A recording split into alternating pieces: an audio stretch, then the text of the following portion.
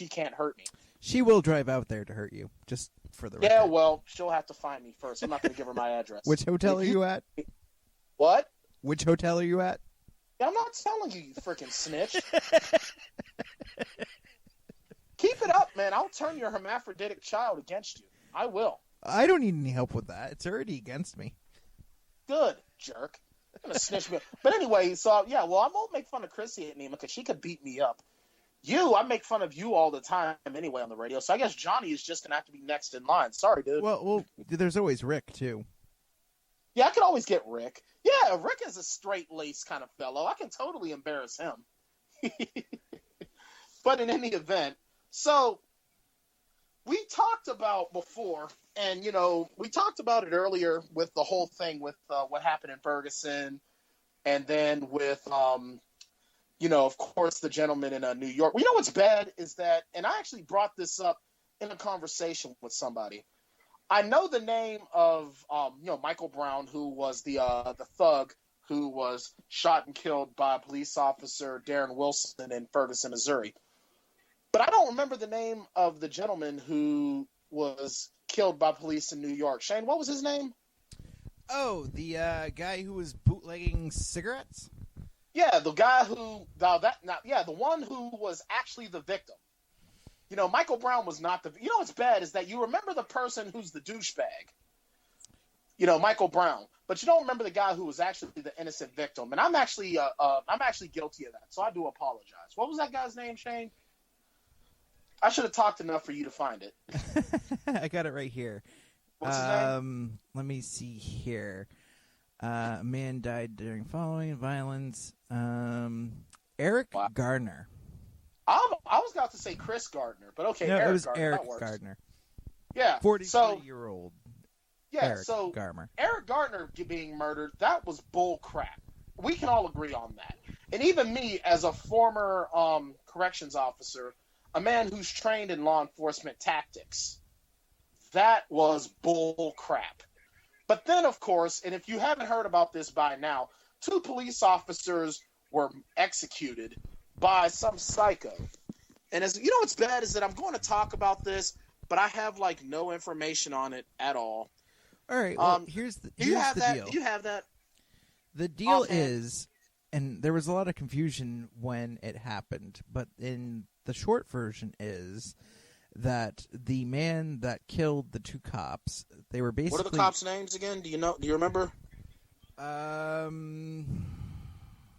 This is bad. This is bad radio right here. This is bad radio. All right, hold on. So anyway, the officers, Wen-Yan Liu and Rafael Ramos. Yes. There we go. Yep. Yeah. So they were just sitting these in their guys patrol were car minding their own business. What's that? What? They were just sitting in their patrol car minding their own business. Yeah, they were eating lunch. They were eating, and they're sitting there, and this butt-faced douchebag, whose name I cannot find. I don't even want to say his name on this show, to tell you the truth. His name is butt-faced douchebag. It was BFD. Ishmael something. No, he's BFD. We won't even give him a name. He's BFD. Say BFD, Shane. BFD. There you go. That is his name. Douchebag. The man who assassinated the police officers in New York, who assassinated officers Ramos and Liu, his name is butt-faced douchebag. Okay? And this guy actually went on Facebook and said what he was going to do. And, nothing happened. It was just okay. Which brings up an interesting point now. They're talking about making it as part of the mandatory reporting law, that if you see anything like that on Facebook, then you are now obligated to report it. Well, what sucks is that you shouldn't have to be obligated to report it. It's the right thing to do. All right. I am not, all right, and I say I'm a libertarian, and I am. I believe that we should have the freedom against having the government and its agents essentially taking our freedoms and forcing us into anything and everything that they want to do. However, I also understand that the police, they serve a major purpose in our lives. They keep us safe. There are cops out there that are just power trip guys who are just complete and utter snotbags that deserve to be, that just suck. They take their power and they abuse it. But even they don't deserve to die. They deserve to be brought up on charges, like these guys that killed Eric Gardner. Well, they should be brought up on charges and prosecuted. Let me interrupt you for a second real quick Of about course. the Eric Gardner. And I have the same outlook on him that I have for Eric Brown. Now, unfortunately, Eric Gardner, what they did to him... Who's Eric Brown? You said Eric Brown. I said Eric Brown? It's Michael Brown. Okay. So, what they did to Michael Brown... So, I have the same outlook on both of them. The biggest problem with both of those cases is, regardless of whether or not they deserve to be dead, and I'm not saying either one of them do, but both of them, their first mistake was they did not cooperate with the cops when the cops first approached them. The cops gave them explicit things to say, okay, I need you to cease and desist, I need you to come over here and talk to us, and both of them were uncooperative and resisted. Let me interrupt you right here just for a second. These two cases are nothing alike, Shane. Michael Brown was at 18 years old. He was already a violent felon, a member of the Vice Lord Street Gang, they are a very, very dangerous group, very dangerous members of the People's Nation, dangerous group. Not only that, but there's a video of Michael Brown online beating the holy hell out of another guy. Sucker punches the guy that beats the holy hell out of him. Michael Brown had also strong-armed robbed a convenience store. He actually forcibly shoved a clerk, stole something, and then walked away. And then when Officer Darren Wilson first came up and told him to get out of the street because they were walking in the middle of the street, he wouldn't move and cursed out the police officer. Then when he was asked to stop because he was going to be questioned, he became verbally aggressive and then physically aggressive, trying to snap. I'm sorry, once you put a hand on a cop's gun, any police officer will tell you, and even me being a former corrections officer, when somebody grabs a weapon, that is automatically, your life is automatically in danger. With Eric Gardner, he put his hands up and was actually saying that you continuously harass me. He was not being violent, even when he was just talking to the cops. Now, granted, should he have cooperated and gotten on the ground? Yes, but he did not. His biggest mistake that he made was arguing. However, the police did not have to slam him to the ground, put him in a chokehold, keep him in a chokehold, even though he was not being physically aggressive. And even as a law enforcement official, you are taught. Now, when you put an offender on the ground, you do not leave them on the ground like that. You get them cuffed, and then you hurry up, get them into a seated position as quickly as you can, so long as they are not a threat to you, because you can kill them. These guys had him on the ground and kept him on the ground to prove a point. That was wrong. Michael Brown reached for the gun and tried to kill a police officer. Two completely different things. I'm sorry.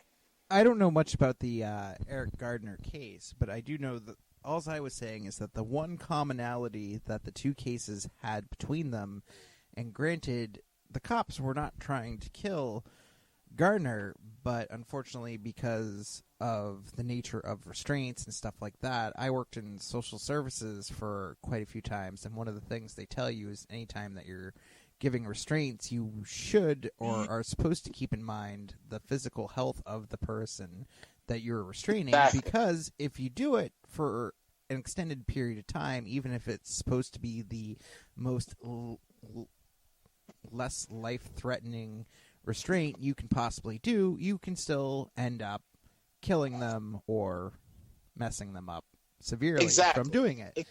So, regardless, but my point was the one common denominator between the two of them, I'm not saying that they were anything alike as far as what they did. The common denominator was that they were uncooperative with the cops. They were uncooperative. Like, right. As my father has always told me, is that, basically when it comes to dealing with the cops, even if they're wrong, do what they say. You basically have the right to shut the fuck up. Another drink. Yeah, but it was a direct quote. And, I but thought you're of other still- ways to say it, doesn't but make it doesn't come across any better than the way that he says it is you have the right to shut the beep up. That's the only right you really have. Right, exactly. You have the right to shut your mouth. That's it. And not only that, but even if they even say that if the police are wrong, you are still supposed to cooperate. And then when it's all over, said and done, then you file your grievances and blah, blah, blah, blah, blah, blah, blah, blah. Right. And then the problem that we have in here with this other guy and, the common portrayal of his Facebook status and all that stuff is that he basically, the common impression now, and I don't know if this is true or not, but everything on the media and stuff says that his motivation was revenge killings for the Michael Brown and for Eric Garner, right? Yeah, which might have been a convenient excuse later on, but I think there was a little bit more to it, considering he tried to kill his girlfriend before he did that. But at the end of the day, the two cops that he just walked up to their car and executed had absolutely nothing to do with either of those cases. And yeah, it's like, if he would have gone after the cop that killed Eric Gardner, that's a revenge killing. If he would have gone to Ferguson, Missouri, and gone after Darren Wilson, that's a revenge killing. This was just a flat-out execution, and these two deaths, one innocent, one justified, was just his excuse to take out his homicidal tendencies. That's literally what it was. And then the other part about the Gardner case that I find interesting, and I haven't looked into it further, but the other part that I heard about that is that he did not actually die during the restraints, that as a result of his poor health and stuff later on when he got to the hospital, which was a direct result of the restraints, but he eventually died in the hospital after the fact? I believe that's what it was. All I know is that he was screaming, I can't breathe, and he died. Right, which at that point, regardless of whether he's doing it, I mean, they have tasers, they have pepper spray and stuff. They should have had him handcuffed well by then. They could have given him opportunity to get up and breathe. Well, he was already cuffed. Well, that's why I was saying that essentially what you're supposed to do is once you get them restrained, and he still wasn't resisting. Wait, they had him cuffed and they were still chokeholding him? Yeah, and they still had him in the chokehold. Yeah, they were pushing their luck for sure. Absolutely. So the fact that they were not charged was definitely, I call flagrant BS on that one. But that's just, now at that point they're wrong. The grand jury got it wrong. The police were wrong. Picket, protest. Absolutely. The moral of the story, kids, is despite all of that, your best course of action when dealing with the police is to be as nice as pie and don't make any sudden movements. Exactly, because the thing is, and this is one thing I was told when I got my associate's degree, is that you never know what the police officer has already come from. And you know what? I mean, sudden movements in that regard, when you're being aggressive, you never know. But the fact of the matter is that protests, but then this whole, what do we want dead cops, when do we want them now? That's crap. Because at the end of the day, these guys do take the badges off, and they're someone's father, husband, son, whatever. But the fact of the matter is, too, is that, like I said, whether a person is a jerk or not, does not give you the right to kill them. So this guy sits here and he executes cops as an excuse, uses a tragedy as an excuse. And people are like, okay with this. And then the mayor of New York, de Blas, is sitting there and he's like just sucking it up and just like totally insulting these cops and just being a jerk. And I mean, I don't get it. So what? Because this has just been made into such a race thing. And it's just, this whole thing has set us back as a nation 50 to 75 years, in my opinion. Which is and really coming obnoxious. from a black man. Which is really obnoxious because as, like, you know, a little white boy raised in the backwoods of New Hampshire, like, I remember in elementary school, like, very early ages, you know, we were taught about the whole race things and, you know, slavery and all this stuff and the Martin Luther King stuff. Like, this is second and third grade. And it was drilled into us that, you know, the teachers and stuff would go over at length, like, why this was silly and stuff like that. So it's really disheartening to me, like, 30 years later, I'm sitting here as an adult and I'm watching all the stuff on the media. And it's not just the cops and it's not, you know, everyday society stuff, but a lot of it's portrayed by the media, our politicians in charge. It's like, you know, we were taught when I was in school that, you know, the whole